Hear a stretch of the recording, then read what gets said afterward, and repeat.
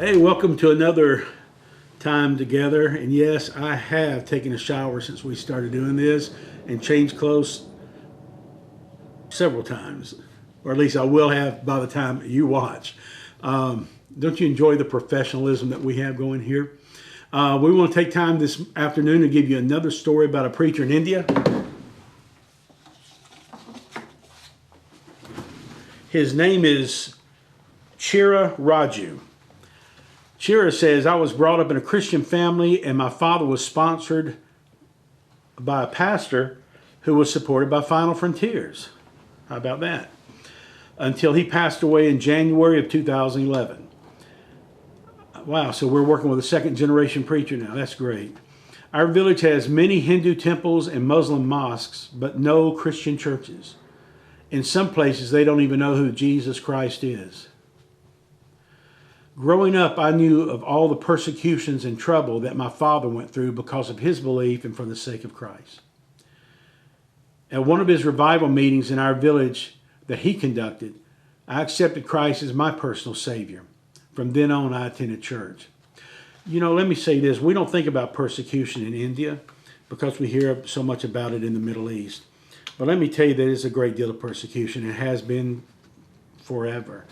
I could tell you stories of people who've been saved at a church, baptized that morning, and before the sun goes down, they're already dead. Beaten to death by their father, burned alive by their husband. There's still persecution in India as well, especially when you get out to the rural and tribal areas. So this brother, young man, grew up in a pastor's family and understood what it meant for his dad to suffer for Christ. He says, once I had graduated from high school, my father asked me to find a job. I knew that he wanted me to be a preacher, but I had no interest in it at that time. My father sold one of his small houses, which he had inherited from his ancestors, and gave the money, which I used to purchase a portable PA system, a battery, a generator, and other sound equipment, which I would use to rent to anyone who needed it. That was his way of making an income. My father, though, strictly informed me not to give to rent for non-Christian meetings. In other words, my dad says, I'm selling this inheritance, I'm giving you the money, buy a PA system with it, portable, you can make a living that way, but don't you let non-Christians use it. It's only to be used for the Lord's work. He continues, I was soon married and had 3 sons. As my sons grew up, I was offered extra money to buy a group of non-Christians to rent my sound equipment. They were going to use the equipment in the praise to their idol gods. I accepted their offer and headed off to the place where they were going to have their meeting. On the way, I had an accident and fractured my left leg, and my equipment was smashed under a truck. I was in the hospital for 3 months recovering. During that time, God spoke to me and told me to stop this business and study the Bible. Thank God I realized my mistake, and I studied for a Bible education in Rajamundry, and from there helped my father in his church.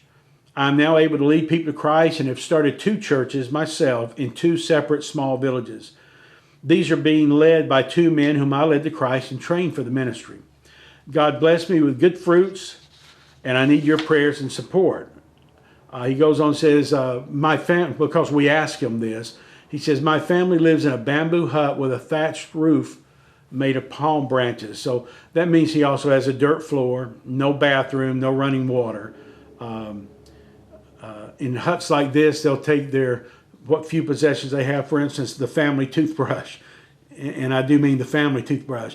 And they'll stick it in the bamboo wall, kind of like sticking something in a piece of thatch or something. And then they'll stick the toothpaste in there. So you can walk by the front of their house and look in and see everything they own stuck to the walls. If you look inside, the ceiling will be black with soot from cooking or having a fire to heat themselves with. It's a very, very poor way to live, and that's how this brother is living. Now, I don't know how many years we supported his father, but we supported this brother now for 4 years. Before his support began, he had led 58 souls to Christ. Now he has led an additional 578 souls to Christ. Well, in 4 years' time, that comes out to 120. That comes out to almost 120 per year, or 10 people, and they're talking adults here, not children. 10 adults coming to Christ a month. By the way, you can't, as a Indian man, walk up to a woman and start witnessing. So when he's saying 10 souls a month to Christ, he's pretty much talking about winning 10 men every month to Christ.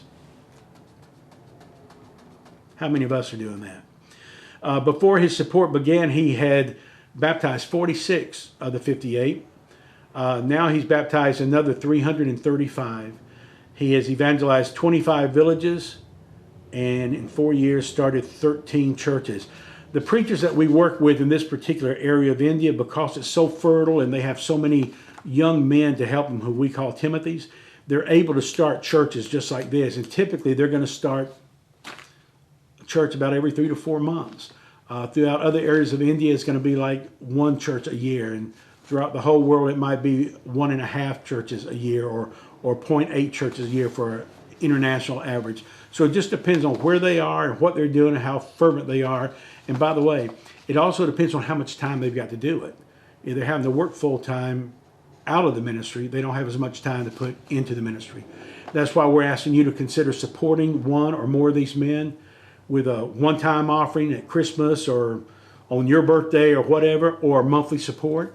If you're interested in doing that, just look at the description link below, click it, and it'll take you where you need to go to help them out. I hope you'll do it. Thanks.